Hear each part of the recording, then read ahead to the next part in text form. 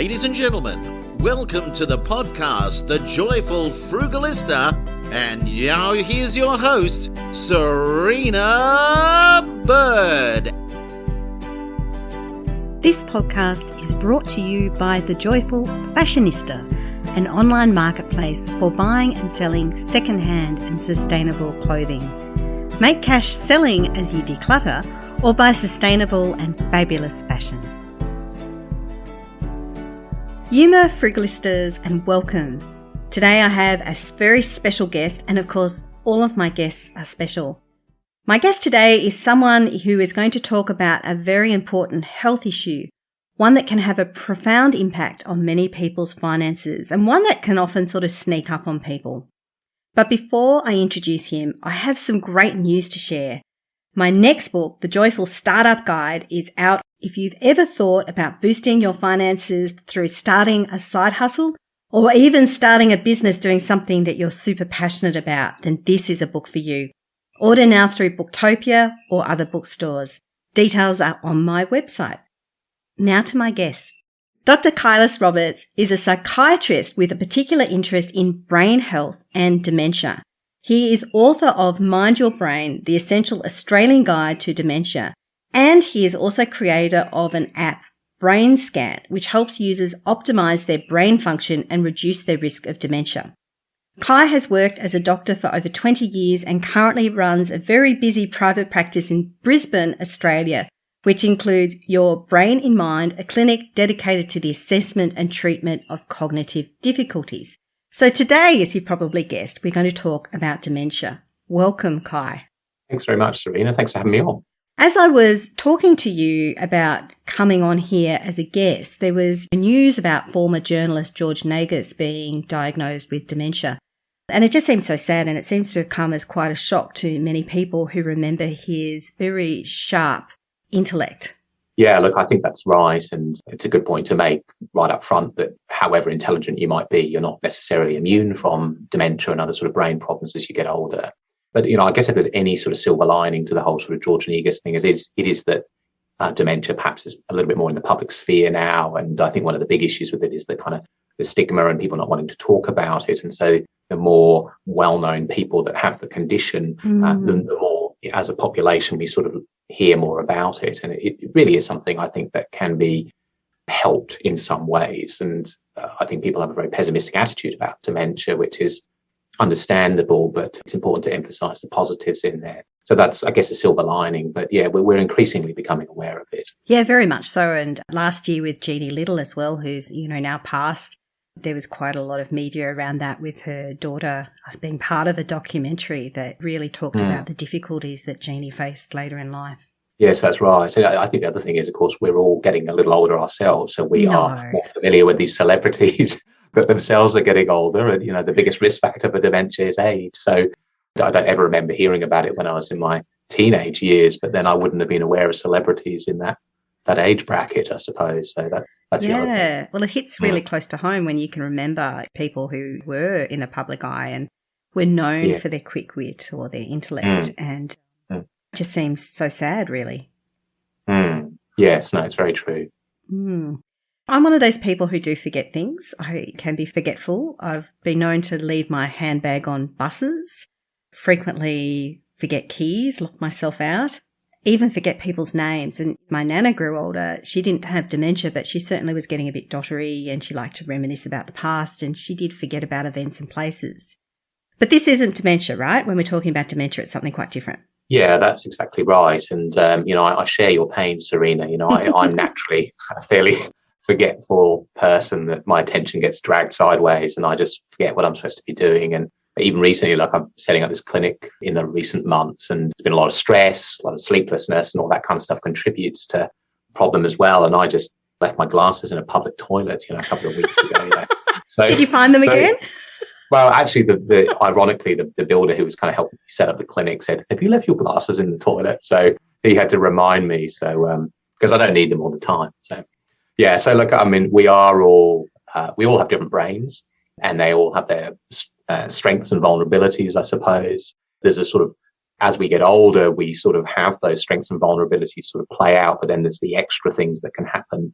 And the aging brain does mean that we do have kind of some changes as part of sort of normal process. So we do tend to be, unfortunately, a little more forgetful as we get older. And we know that one of the brain structures, the hippocampus, which is critical for memory encoding, shrinks a bit just as we get older anyway. So that probably accounts for that to a degree. We're generally slower in our thinking as well. So, like I played a trivia sort of game thing with my son a few months ago, and he just blitzed me, because he was so quick at it. So they eventually came to me, the answers, but, it was a real struggle. So just that kind of slowness of thinking, which then leads to things like tip of the tongue moment, not finding the right words, not, as you say, not remembering people's names immediately and so on. So those two things, forgetfulness and slowing of thinking, can happen, and attentional problems can get a bit worse. But they're not necessarily, they're not sinister. And I guess the big difference between them and something like dementia is the extent of them. So if these things are happening as an exception rather than the rule, I think that's not so much of a concern. But if they're happening all the time, that's a problem, I think, and something that people should probably see somebody about. The other thing is the extent of the impairment. So dementia, really part of the definition is that you have to have impairment of your ability to do things day to day. So as we get more forgetful and inattentive, we compensate to a degree, don't we? We write stuff down and everything like that, and that kind of helps. If you get to a point where that's just not helping you and you're forgetting big things like important events and appointments, or always forgetting your medication. Turning off the stove. Yeah, turning off the stove, that kind of stuff. That's when I think you need to be more concerned about it. And that you mentioned always being forgetful, like both of us are. So if you've always been forgetful and more forgetful, that's not necessarily a problem in terms of dementia. It's the change, the deterioration that's the key thing. And change is a really important one too in our COVID times. And I'm mentioning this because I was talking to a friend this morning who has recently been interstate to visit her parents, and because of COVID, she hasn't seen them for quite some time. In her case, her parents live in Queensland. We're in ACT. Borders have been closed for a long time. And she's just now learning that her father is in early stages of dementia, and she didn't quite realise that this was the case. With COVID and with so many families not necessarily being in contact, is this sort of hiding some dementia problems, do you think? I think it is. I think it's an interesting question. Sometimes, though, if you're in close contact with somebody all the time, you don't notice the change. True. And actually, you don't see somebody for a year or 2 years and you go back and go, wow, that they really changed. They're much more forgetful. And so it's, oddly enough, that kind of distance actually can help diagnostically. But yeah, look, I think things are missed sometimes because often if you've got maybe a mum and dad who one of them has dementia, say the mum has the dementia, the dad may often compensate for the mum. And so like they kind of cope as a couple. But if you were to remove the dad out of the equation, the mum wouldn't cope. And so adult children don't necessarily see the problems unless they're right there and visiting frequently and that kind of thing. So COVID has had a big impact. The other thing actually just to comment on, which is a bit of a sad situation really, is kind of just the impact of isolation in general. Yeah. Like I work in a lot of nursing homes in Brisbane, and with the lockdowns, the families haven't been able to visit, and it has this really detrimental effect, whether you have dementia or not. And isolation actually is a really bad thing for your brain as well. There's some suggestion that feeling lonely and isolated actually is a risk factor for dementia. So this is a big deal, not an easily solved one. COVID's had a lot of ramifications, I think.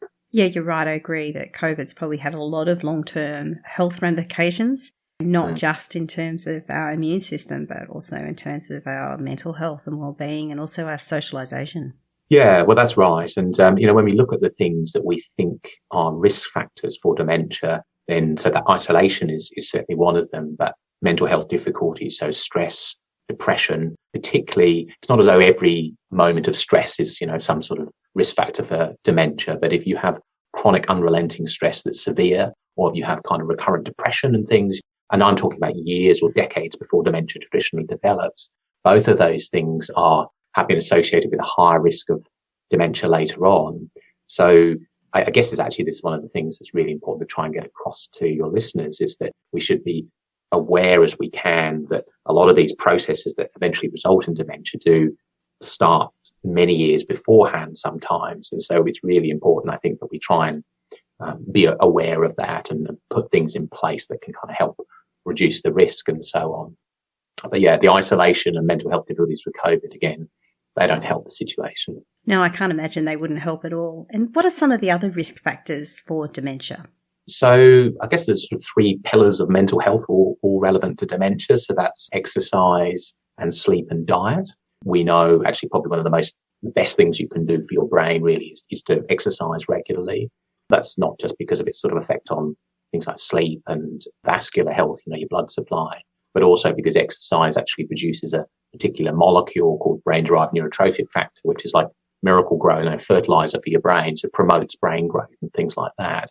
That is probably one of those powerful things that anybody can do to protect their brain, is make sure that they're kind of exercising regularly, preferably trying to build in some high intensity if it's medically safe to do so, because that kind of extra insult on the body seems to be especially helpful in terms of the adaptation that occurs. But we just suggest following the normal guidelines, so at least 150 minutes of moderate exercise. That's kind of like where you get out of breath, but you can still talk, but you can't sing. I think that's the basic definition. And a little bit of resistance training, weight training as well. So exercise is really important to sort of keep on top of. Diet is really profoundly influential as well. And there's a lot of misinformation out there. You can find support for any diet you want if you look hard enough on the internet. And there are some interesting sort of research studies around things like keto diets, but basically the evidence at the moment suggests that we should be eating a Mediterranean style diet, or something that's a variant of that called the MIND diet, the MIND diet, but diversity, lots of fruit and vegetables, getting your omega-3 fatty acids from sort of fatty fish and things like that, getting sufficient fiber, not having too much saturated fat in the form of kind of dairy and red meat and so on. Which is kind of a frugal diet, really. Like the Mediterranean diet often comes from fairly frugal traditions. Yeah, I'm sure you're right. Yeah, I mean, I think you can easily get away with getting some diversity in your diet frugally. Yeah, I don't think it's necessarily kind of an expensive thing. There's some controversy about, organic food and pesticides and brain health, and organic food does cost more, of course. Unless you grow it yourself. Unless you grow it yourself, yeah, which I must say I've attempted on a few occasions with terrible consequences. I've realised I don't have green thumbs, but I keep trying. Well, it sounds like you're doing a lot of successful things elsewhere, so... Sure. Actually, the other thing, so we talked about exercise and diet. The other thing maybe to mention is sleep. And, sleep is one of my pet topics, because I don't feel like I've slept well for 30 years or something. And that, unfortunately, chronically poor sleep. So not one night of poor sleep, but chronically poor sleep also seems to be a dementia risk thing. And that's probably in part because of inflammation. And there's this really sort of elegant process, which we've only really known about for the last sort of 10 years or so, where when you're in the deepest stages of sleep, particularly, your brain is washed with all these kind of inflammatory molecules that otherwise would just inflame the brain. So if you're not sleeping deeply, they kind of stay there and that inflammation occurs, and that's a risk factor. So, that's another thing that is really good to try and prioritize and do your best to have a good night's sleep. So, this traditional work hard, play hard kind of model isn't actually that good for our brain health. No, definitely not. And then it's a funny thing with sleep, isn't it? It's seen as this kind of badge of honour if you only slept for sort of 3 or 4 hours and you still keep on going and all the rest of it. Yeah, I've had a couple of cups of coffee, I'm fine. Yeah, well, Queensland Health here, when they were trying to target tiredness in the system, this was about 12 or 13 years ago, and their solution to dealing with doctors who are overtired was to drink more coffee. But I really don't think that's one of their solutions. I really don't think that's kind of, where the answer lies. It's much more about trying to get the right work-life balance and doing the things you can to get a good night's sleep. Mm-hmm. So I want to talk now about prognosis of dementia. So say you've got a parent, you've noticed they're a bit doddery, but a bit beyond doddery. What is the process then for getting them formally diagnosed? Yeah, so I guess the first port of call would be the GP. And so you would need to speak, if you're talking about one of your parents, you would need to speak to their GP or ask them to do it or go along with them. I do think it's quite helpful to go along with them, because often your feelings about what's going on might be different to their feelings about what's going on. And they think they're fine? They think they're fine, and look, sometimes that's a denial thing. Sometimes it's an avoidance thing. Sometimes it's actually a loss of insight. One of the things that can happen in dementia is you actually lose awareness of the problems that exist. And so actually going with somebody, I think, is really important. So you can tell them at least your side of the story. And so I always encourage that when I see people. So that's the first port of call. And I think one of the things to look at there is whether there's something else going on that might be causing the memory problems. And there's all sorts of stuff that can cause memory issues. And particularly, again, in midlife, where we're under a lot of stress, or as I said before, we're not sleeping well, or we're kind of juggling all these different responsibilities. All of those things can have an impact on memory and other cognitive processes. Menopause can have this temporary effect on cognition and memory and so on. So there can be all these other things that are potentially happening. And then you can have medical conditions, sleep apnea, thyroid changes. You can have medication, even some of the commonly used medications like statins and antidepressants and things can have an effect on your sleep and then on your cognition and so on. So you kind of need to have that evaluation done by your GP. And then I guess once they've ruled out anything treatable from their perspective, if it's thought that the cognition is a problem, they'll then refer on to a specialist. So that will be either somebody like me, who's an old age psychiatrist, or a neurologist, or a geriatrician. So we're the sort of three specialists that do that. And then when I see somebody and we're sort of working them up, if you like, for a potential dementia diagnosis, we obviously take a history, lots of questions, some examination, and then we do certain investigations. I always try and get a brain scan done, some blood tests done and things. And then we do some actual testing of memory and so on. And most of the time we can come to some conclusion as to whether dementia is there. Not always, I have to say. Sometimes people kind of fall into that grey zone where we sort of say, well, we're really not sure. Doesn't look as though it's there yet, but it could happen. And so then we just kind of monitor the process. But I think most of the time, once we've got that initial information back, we can put a plan in place at least to deal with things. So it's quite an involved process in terms of the diagnosis. Yeah, and I think that's a good thing. That's necessary, isn't it? I mean, you don't, like I have seen people who've been diagnosed with dementia that clearly haven't got dementia. And I think that's because they've been misdiagnosed, or somebody's been perhaps a little bit hasty or flippant, or, somebody's had some sort of operation and they're actually delirious. And then, once the delirium clears, their brain's perfectly okay.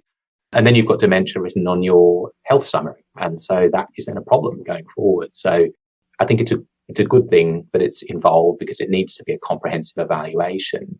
I guess the only issue I have with it is the time that it takes. Like that 6-month waiting list in Queensland to get to see public memory clinics and things like that. So I think if you can try and get things done a lot more quickly, obviously that's more beneficial. So that's the real issue, I think. Yeah, that is quite a long wait time. I can imagine that a lot of people are in denial for a long time before there's a real problem. And as you said, then there's a spouse or partner there who is perhaps compensating or helping, and they're probably in denial too. So by the time you've got to that point where you're like, yes, okay, there's a problem, then you've got at least a 6-month wait on top of that.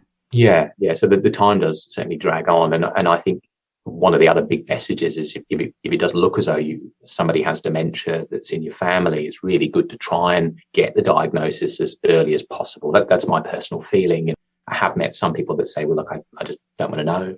And that's really based on the sort of idea that you can't really do anything about it. And I guess I'm trying to, and my book talks about this a bit, to sort of try and change the narrative around that, because there may be limits to what you can do to improve somebody's memory, for instance, but dementia can affect other, people in other ways in terms of their mental health, sleep disturbance, physical health, and so on. And there's lots of things that actually can be done to address that. And the earlier you can kind of put those supports in place, the easier the whole situation is. So I think kind of burying your head in the sand, and this is just not a wise idea. I actually have found quite a lot of the time that people are quite relieved in a funny kind of way to hear that that's what's going on, because it sort of explains what's been happening for them. And once you know what the issue is, you can then put a plan in place, and that's helpful for people. What does a plan look like? So a lot of it's kind of, I guess, just a matter of foreshadowing what may happen later on. So it really depends on what the particular issues are at that point in time. So some types of dementia. So and actually, I should probably backtrack a little bit, because dementia is a misunderstood term. So really, dementia actually just describes kind of some clinical symptoms and signs, and it's not a diagnosis in itself. It's what we call an umbrella term. And underneath that, there are lots of different types of dementia. Alzheimer's disease, I'm sure you've heard of, things like Lewy body disease, vascular disease, things like that. They can all cause dementia. So depending on what kind of dementia you have will influence the plan and what you can do for it. And for Alzheimer's disease, for instance, if you catch it early, there are some medications that can help with memory and so on. They don't change the underlying condition, but they can make life day to day a lot easier. So you might use something like that, or you might address some physical issues that are going on in terms of improving mobility, or you might address, unfortunately, there is not unusually anxiety or depression as part of the process at some stage. So you might have a look at that. And then there's the planning about things like finances and legal issues, all of that business, which is it's another big deal, a big thing that needs to be kind of taken care of. Yeah, I can imagine, especially things like power of attorney, like if someone's got dementia and you need to make some decisions on their behalf, it could be tricky. Yeah, absolutely. And I've seen a lot of people who have good going dementia and they haven't got an EPOA. They haven't, in fact, even got their will sorted out. And they're at a point where they are unable to sign the documentation to put that into place. And that can cause all kinds of strife.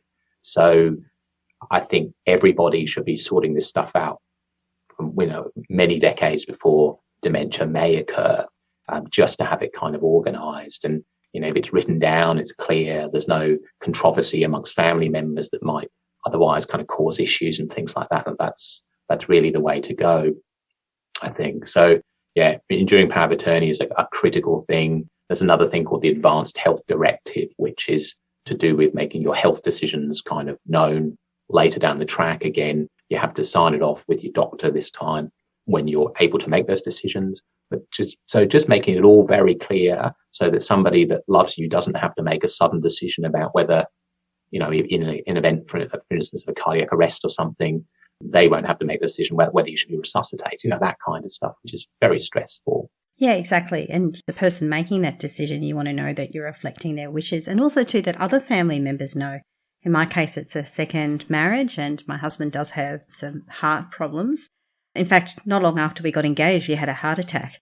And thankfully, he's fine. Like, we got him to the hospital within that magic 90 minutes and he sustained limited damage and he's fine. But a concern is that if he does have something else and I have to make a decision about his health, do his daughters know what I plan to do? How does his twin sister feel about this? Will they think that I'm the upstart second wife who's turning things off? There's a lot of things to consider with all of this. Yeah, there are. And, unfortunately, I've encountered quite a lot of situations where there's considerable controversy and brothers and sisters are just at each other about this kind of stuff. And I just think if you have it all written down, it's very clear and there's no ambiguity about it. And it just makes the process a lot more streamlined. So, yeah, so I think that foreshadowing of potential issues is important. There's sort of the financial stuff, which of course is relevant to your listeners a lot. And unfortunately, of course, dementia can have quite a substantial financial impact on people. I guess particularly if you have so-called younger onset dementia, which is before the age of 65, there's that kind of direct impact because you're possibly working or probably working and you may have to give up work, which can have a massive impact financially, of course. The NDIS is very helpful for people that are diagnosed with younger onset dementia. They can provide support. And then you can also access super on a sort of compassionate basis as well. So there are some things that help, but that can have a big impact. But I think even when you have dementia later on, that of course is going to have an impact as well. So there's things like if you're caring for somebody for dementia, can you continue to sustain your own work, or do you have to give that up or reduce your hours? And what's the impact? And there is a carer's allowance which you can get, which is income tested but not asset tested, which I think is around about $136 a fortnight. So not a lot, but it all kind of helps. So those kind of things can be of some benefit, but it can have a big impact. And then the other thing to think about, I guess, is the need for more supports as time goes on. So dementia does affect not only cognition, but physical health as well. And most people we would expect at some stage to have significant problems with fairly basic things like sort of bathing and dressing and certainly cooking and that kind of stuff. So you may need to find somebody either to come into the home where your mum or dad live, or potentially to find somewhere for them to live more permanently. And both of those things cost a lot of money, potentially. The government does have a My Aged Care set up or website that people can go to, and that sort of gives it lots of information about that kind of stuff. So there is sort of help available financially, but there can be significant financial repercussion. Yeah, I can imagine. You just outlined a number of those risks, and I can imagine that someone who has some fairly serious advanced dementia, you can't just leave them at home because they'll need to be around someone who's monitoring what they're doing. Yeah, and I mean, at the end of the day, that support network is really just comes down to personal preference and how much money you have. I mean, I have some people who are quite well off who aren't really eligible for government funding, but they just essentially pay somebody to be in their house 24/7 to look after, the wife or the husband.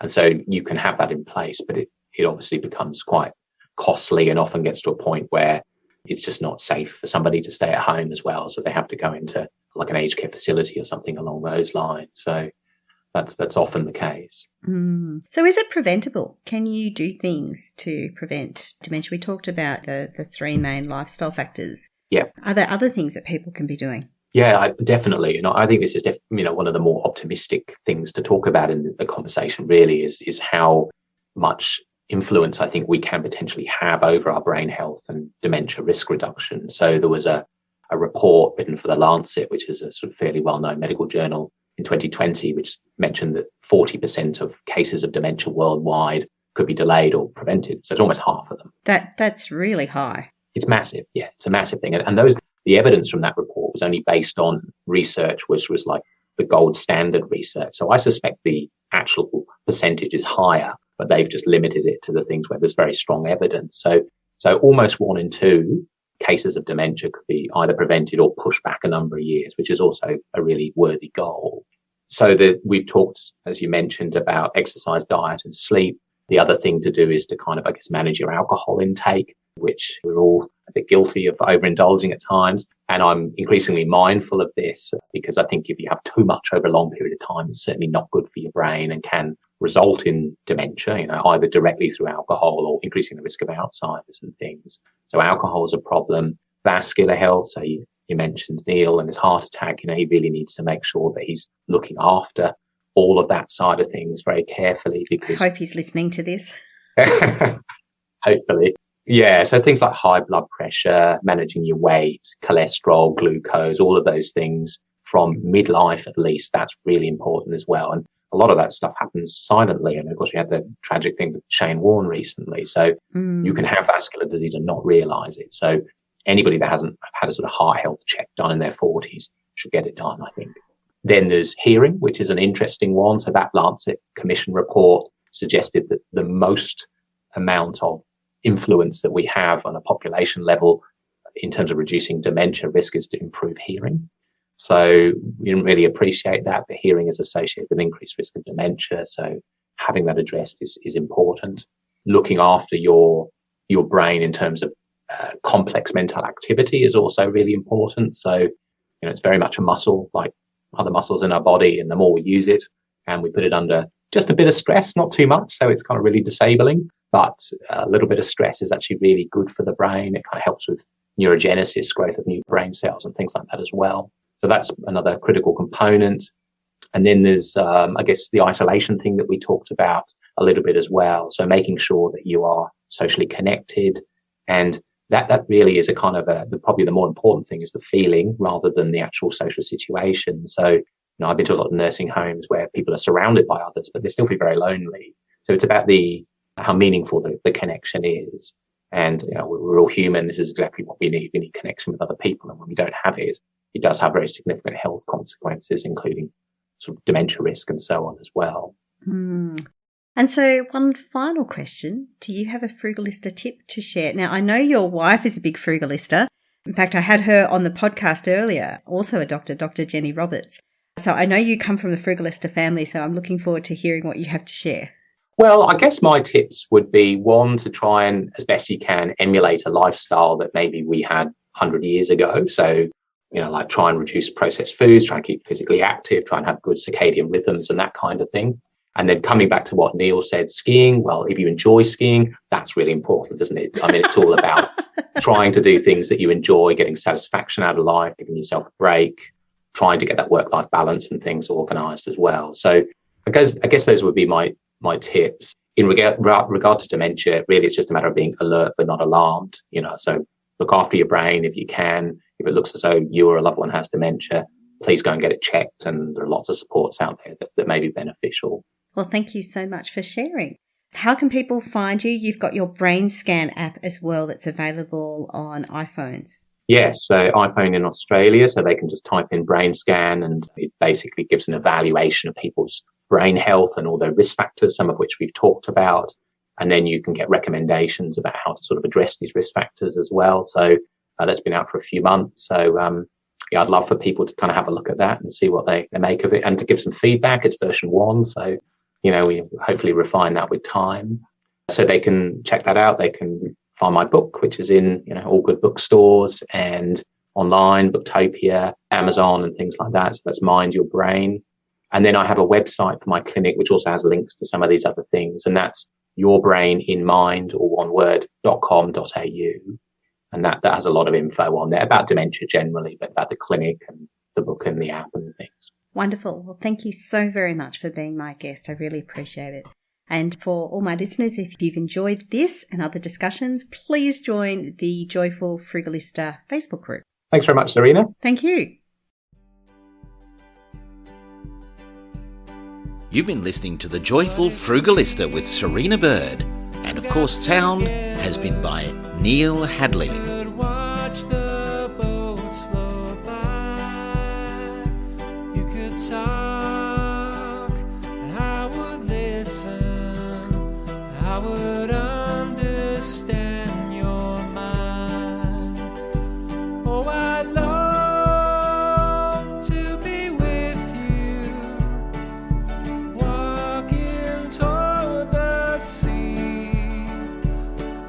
Times when I'm lonely, you could be the one to comfort me every day. I am thankful that our separate paths have crossed. Every night I lay my head down, I know I'll never feel so lost.